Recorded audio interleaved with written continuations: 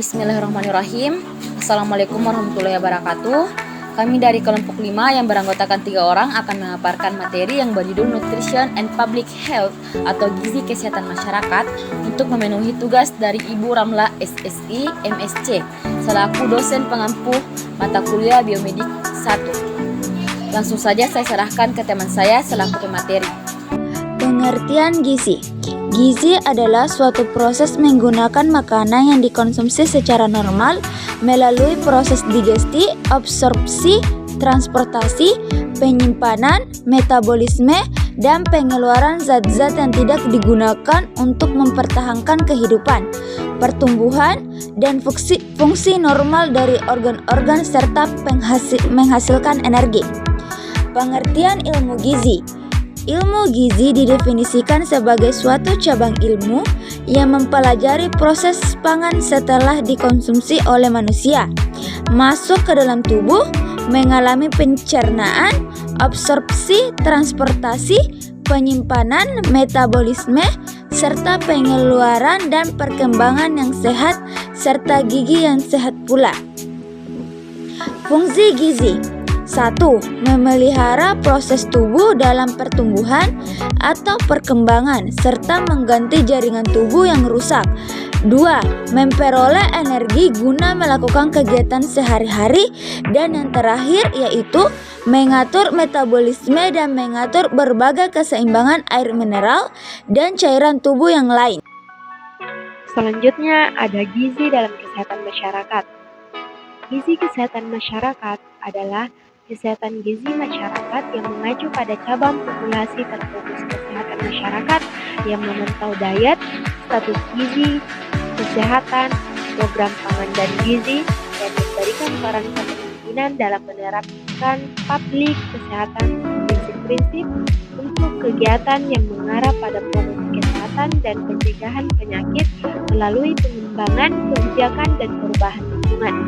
Definisi gizi kesehatan masyarakat merupakan penyulingan kompetensi untuk gizi kesehatan masyarakat yang disarankan oleh peran pemimpin nasional dan internasional pada saat di lapangan.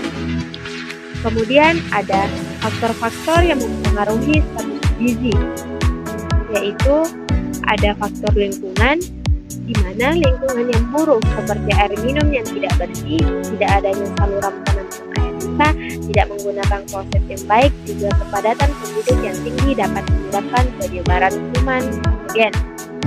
Kemudian ada faktor ekonomi. Di banyak negara yang secara ekonomis kurang berkembang, sebagian besar penduduknya berukuran lebih pendek karena gizi yang tidak mencukupi, dan pada umumnya masyarakat yang berpenghasilan rendah mempunyai ukuran badan yang lebih kecil.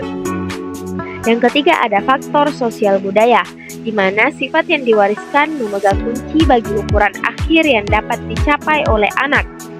Kemudian yang keempat ada faktor biologis atau keturunan, di mana sifat yang diwariskan memegang kunci bagi ukuran akhir yang dapat dicapai oleh anak. Keadaan gizi sebagian besar menentukan kesanggupan untuk mencapai ukuran yang ditentukan oleh pewarisan sifat tersebut.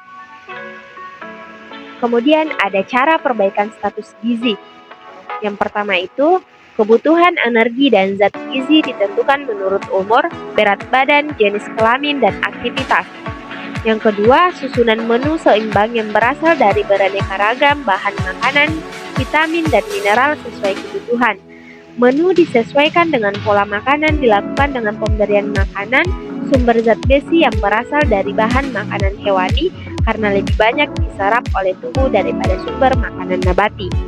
Dan yang keempat, selain meningkatkan konsumsi makanan kaya zat besi, juga perlu menambah makanan yang banyak mengandung vitamin C seperti pepaya, jeruk, nanas, pisang hijau, dan lain-lain. Saya serahkan ke moderator. Baik, mungkin itu proses pemaparan materi kami dengan kesimpulan. 1. Gizi adalah suatu proses organisme yang menggunakan makanan yang dikonsumsi secara normal melalui proses digesti, absorpsi, transportasi, penyimpanan, metabolisme, dan pengeluaran zat-zat yang digunakan untuk mempertahankan kehidupan, pertumbuhan, dan fungsi normal dari organ-organ yang menghasilkan energi. Yang kedua yaitu definisi gizi kesehatan masyarakat merupakan penyulingan kompetensi untuk gizi kesehatan masyarakat yang disarankan oleh para pemimpin nasional dan internasional di lapangan. Sekian dari kami, itu tadi pemaparan materi dari kelompok kami. Kami ucapkan banyak terima kasih. Saya tutup dengan ucapan wassalamualaikum warahmatullahi wabarakatuh.